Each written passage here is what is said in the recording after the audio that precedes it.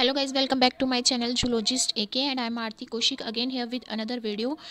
In this video we are going to discuss about part 2 of photosynthesis in plants. In my earlier video I have discussed about plant pigments, and in this we will discuss about phases of photosynthesis. There are two phases of in which this photosynthesis has been done in case of plants. First is light reaction. We also call it as Hill reaction.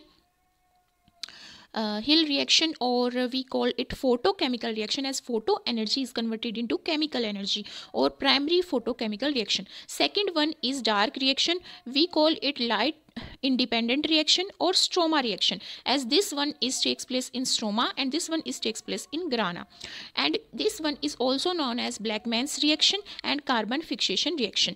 So in this video we will focus on light dependent reaction or light reaction that takes place in grana. सो कुछ point discuss करते हैं light reaction और बोले तो हिल reaction की. ठीक है, जो हमारी लाइट रिएक्शन होती है वो ग्राना में होती है क्लोरोप्लास्ट के, और लाइट रिएक्शन है तो इसको रिक्वायरमेंट होगी किसकी, लाइट की. तो जोन सी लाइट जिस विजिबल स्पेक्ट्रम की लाइट को ही एब्जॉर्ब करता है प्लांट, तो ये विजिबल स्पेक्ट्रम की लाइट को क्या करेंगे, एब्जॉर्ब करेंगे, और उस विजिबल स्पेक्ट्रम की जो वेवलेंथ वो कितनी होगी, 380 नैनोमीटर से 760 नैनोमीटर के बीच में लाई करेगी. और इसमें क्या है, मैंने बात की कि ये एक प्राइमरी फोटोकेमिकल रिएक्शन है. इट मीन्स यहाँ पे जो फोटो एनर्जी है, फोटो एनर्जी कौन सी, लाइट की जो एनर्जी है वो कन्वर्ट होगी केमिकल एनर्जी में. और वो केमिकल एनर्जी किस फॉर्म में होगी, एटीपी की फॉर्म में होगी या फिर NADPH प्लस H पॉजिटिव की फॉर्म में होगी, और वो क्या रिलीज करेगी, ऑक्सीजन रिलीज करेगी. According to Robert Hill and Bendall, जिसकी वजह से हम इसको क्या बोलते हैं, हिल रिएक्शन बोलते हैं. जो हमारी लाइट रिएक्शन होती है इसमें दो मेन स्टेज होती हैं.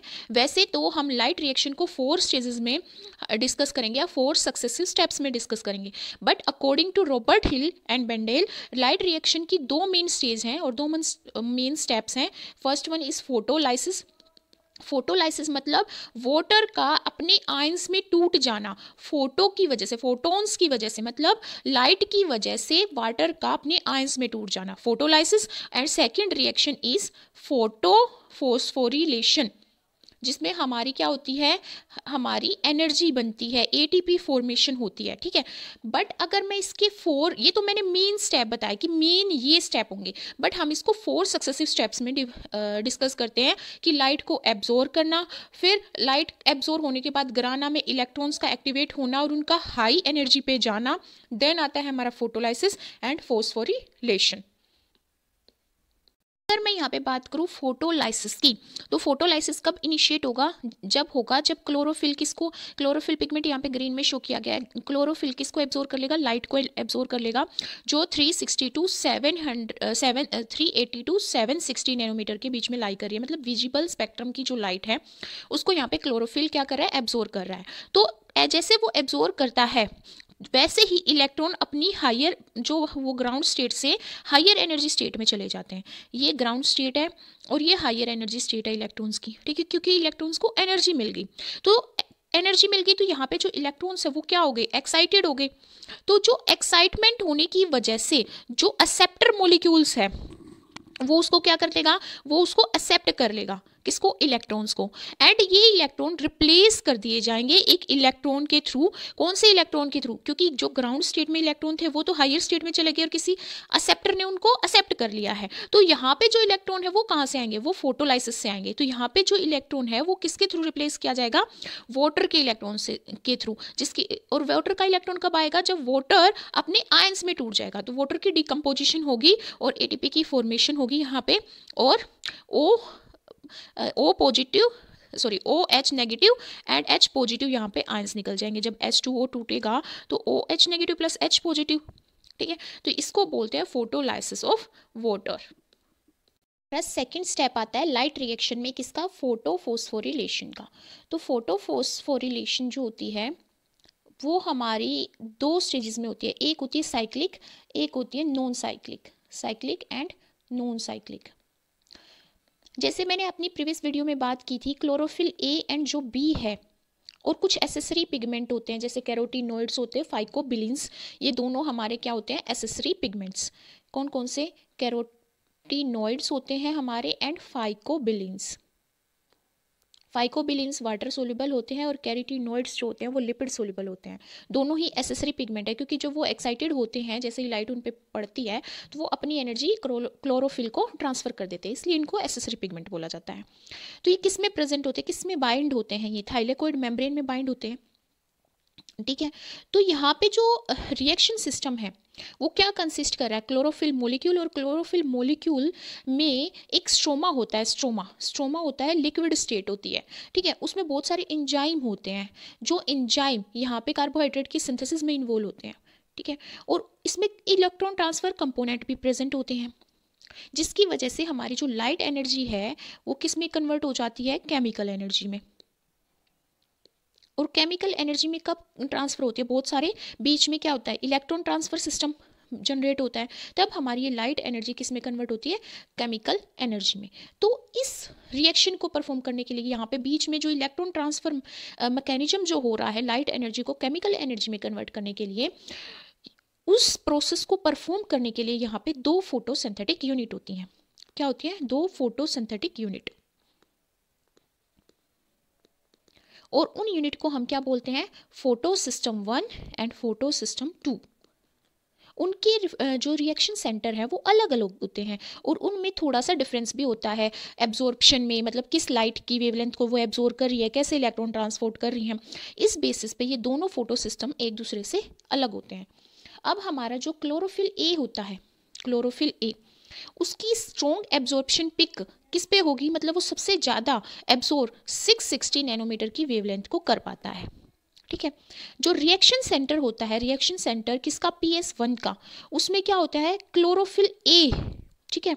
एक पेयर होता है क्लोरोफिल ए का, जिसमें एब्जॉर्प्शन पिक 700 नैनोमीटर पे होगी, इसी वजह से इसको P700 बोला जाता है। और जो PS सिस्टम सेकंड होता है, फोटो सिस्टम सेकंड होता है, ये क्लोरोफिल ए मॉलिक्यूल से ही मिलके बना होता है, pair of chlorophyll A molecule, but इसमें एब्जॉर्प्शन पिक कितनी होती है? 680 नैनोमीटर, इसलिए इसको P680 बोलते हैं। ये क्या है? रिएक्शन सेंटर है। क्या ये? रिएक्शन सेंटर, क्योंकि यहाँ पे सबसे ज़्यादा हाई क्या हो रही है? एब्जॉर्प्शन हो रही है। यहाँ पे डिफरेंस की बात करूँ कि PS सिस्टम 1 में और PS सिस्टम 2 में क्या डिफरेंस होता है, तो PS system 1 and PS system 2, तो एक तो क्या है, जो PS सिस्टम 1 होता है ये आउटर सरफेस पे लाई करता है। आउटर सरफेस किसका? थाइलेकोइड मेम्ब्रेन का, ठीक है। और ये जो होता है हमारा PS सिस्टम सेकेंड, ये हमारा इनर सरफेस पे लाई करता है। इसमें ऑक्सीजन इवॉल्व नहीं होती, मतलब निकलती नहीं है ऑक्सीजन। और इसमें क्या होती है? ऑक्सीजन इवॉल्व होती है, क्योंकि इसमें तो क्या होता है? फोटोलाइसिस होता है हमारा, ठीक है। फोटोलाइसिस होगा तभी ऑक्सीजन इवॉल्व होगी, पर इसमें हमारा फोटोलाइसिस नहीं होता है। यहाँ पे रिएक्शन सेंटर हमारा क्या है? P700। यहाँ पे रिएक्शन सेंटर क्या है हमारा? P680, ठीक है।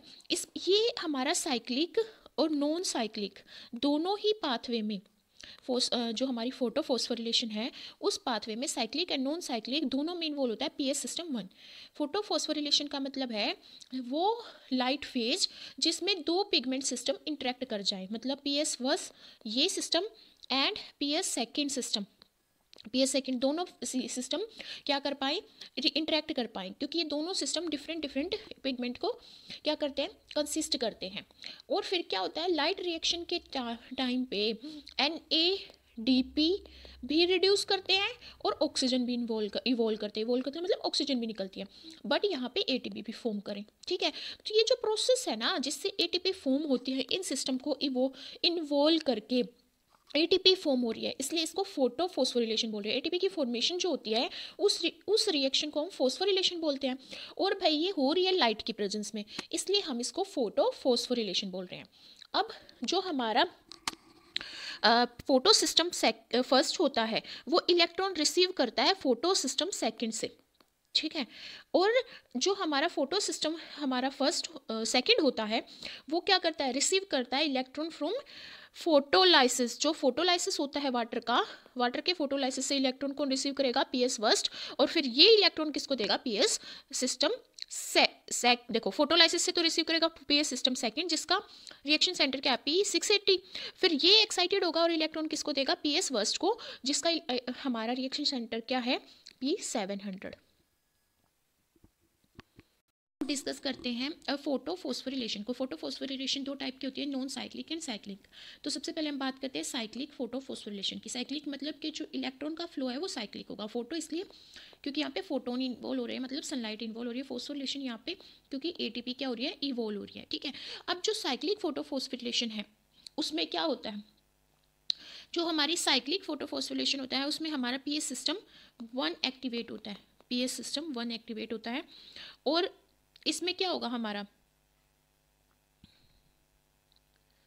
जब हम इसमें हमारा पीएस सिस्टम 1 एक्टिवेट होगा तो क्या होगा, जैसे ही हमारी लाइट गिरेगी क्लोरोफिल मॉलिक्यूल पे जो पीएस 700 में, क्योंकि पीएस सिस्टम 1 का रिएक्शन सेंटर क्या होता है P700, उस पर लाइट गिरेगी सनलाइट, तो उसके इलेक्ट्रॉन हायर एनर्जी स्टेट में चले जाएंगे।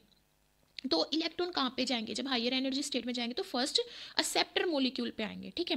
फिर असेप्टर मॉलिक्यूल से वो कहाँ पे जाते हैं, असेप्टर मॉलिक्यूल से वो जाते हैं यहाँ पे फेरिडॉक्सिन में, ठीक है। जो फेरिडॉक्सिन है वो क्या है, यहाँ पे आयरन कंटेनिंग मॉलिक्यूल है, ठीक है। आयरन कंटेनिंग मॉलिक्यूल है ये। अब जब फेरिडॉक्सिन होता है, यहाँ पे रिएक्शन होती है हमारी, जैसे फेरिडॉक्सिन होगा एफ डी से इलेक्ट्रॉन कहाँ पे जाएंगे, फिर पी क्यू पे, पी क्यू क्या है हमारा, प्लास्टोक्यूनिन है, ठीक है। जब यहाँ पे फेरिडॉक्सिन से प्लास्टोक्यूनिन पे जाते हैं तो यहाँ पे हमारी एडीपी मॉलिक्यूल किस में कन्वर्ट हो जाता है, एटीपी मॉलिक्यूल में। फिर प्लास्टोक्यूनिन के बाद जाते हैं साइटोक्रोम में, साइटोक्रोम कॉम्प्लेक्स में जाते हैं। फिर साइटोक्रोम कॉम्प्लेक्स से हमारे किस में जाते हैं, प्लास्टोसाइनिन में, प्लास्टोसाइनिन। जब प्लास्टोसाइनिन में जाते हैं साइटोक्रोम कॉम्प्लेक्स से, तब फिर हमारा एक एटीपी मॉलिक्यूल जनरेट होता है, ठीक है। अब जो हमारा प्लास्टोसाइनिन है उससे अगेन हमारे किस में जाते हैं, पीएस सिस्टम फर्स्ट में, जिसका रिएक्शन सेंटर क्या है, P700। अब देखो यहाँ पे मैंने एक बात बोली थी कि जो हमारा पीएस सिस्टम फर्स्ट होता है वो कहाँ पे होता है, आउटर सरफेस होता है थाइलेकोइड मेम्ब्रेन पे। बट जो थाइलेकोइड मेम्ब्रेन होती है उसमें कुछ एंजाइम प्रेजेंट होते हैं, जो फोटोन ग्रेडियंट क्या, जो ये फोटोन मूव कर रहे हैं इसकी वजह से जो ग्रेडियंट यहाँ पे बन रहा है उससे एनर्जी को यूज़ करते हैं एटीपी की मैन्युफैक्चरिंग के लिए। ये साइक्लिक जो फोटो फोस्फोरिलेशन होता है इसमें NADP रिड्यूस नहीं होती, मतलब NADP रिड्यूस होके हमारी NADPH फॉर्म नहीं करती, ना ही यहाँ पे वाटर निकलता है, क्योंकि यहाँ पे फोटोलाइसिस होता ही नहीं है, ठीक है। फोटोलाइसिस नहीं होता है यहाँ पे, ठीक है। तो फोटोलाइसिस नहीं होता है तो वाटर भी हमारा नहीं टूटता है, जिसकी वजह से ऑक्सीजन भी इवॉल्व नहीं होती है, ठीक है।